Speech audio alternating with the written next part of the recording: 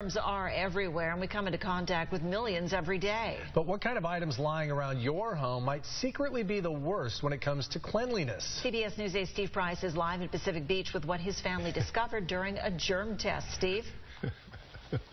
All right, Carlo and Barbara Lee, with 3 kids and multiple pets, I know my house isn't going to win any Cleanest Home of the Year awards, but I also wasn't expecting this.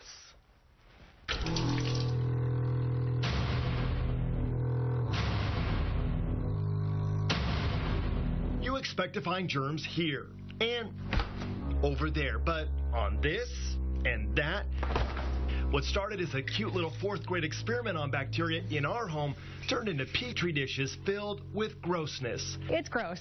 Yeah, bacteria are gross, and they smell, and they're all kinds of crazy colors. Andrea Lakowiak teaches biology at Miramar College. You can see the individual cells. It's probably going to be smelly, sorry. And she says that nastiness I found on my TV's remote control is totally normal. That's exactly what I would expect.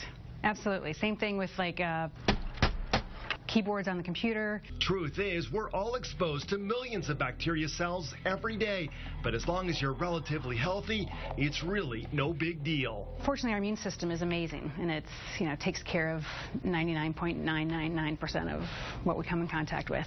Thank goodness. Some bacteria can get you sick, but washing your hands helps. I have my kids wash their hands before meals, after they use the restroom. That's about it, because it's kind of good to have a little bit of exposure to bacteria and viruses. Our immune system is strengthened by that. Doctors say a bigger concern than bacteria on this and that. We rinse the soil off of root vegetables into the kitchen sink. Is your food prep and cleaning in the kitchen. People will cut raw meats on a cutting board and then use that same cutting board for a vegetable. A lot of people use sponges for their dishes, but then use that same sponge to wipe down counters and sink and just transfer bacteria and germs back and forth.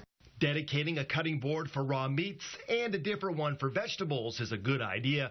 Also, you might want to have one sponge for dishes and another for countertops. Keep the surfaces clean. It doesn't take long for germs to start multiplying, and if you don't do anything about them, they'll make themselves at home. But they can live for weeks, they can live for, some of them can live for months, but many can only live for a couple hours, so it just depends on the virus or the bacteria. As for our house, the apple we bought at the store swabbed the cleanest, and despite our dog's best efforts to bring everything outside into our home, I'm happy to say the floor was pretty clean too. Unfortunately, our refrigerator door and the list button on our remote control showed we missed a few spots on cleaning day.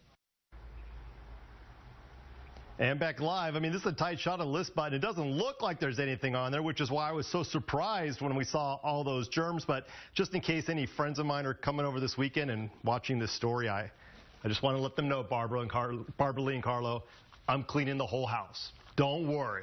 We'll send it back to you. All right, thanks, Steve. And cell phones. Yeah. Don't put them on the table when you're eating. That's all I can say. They don't belong.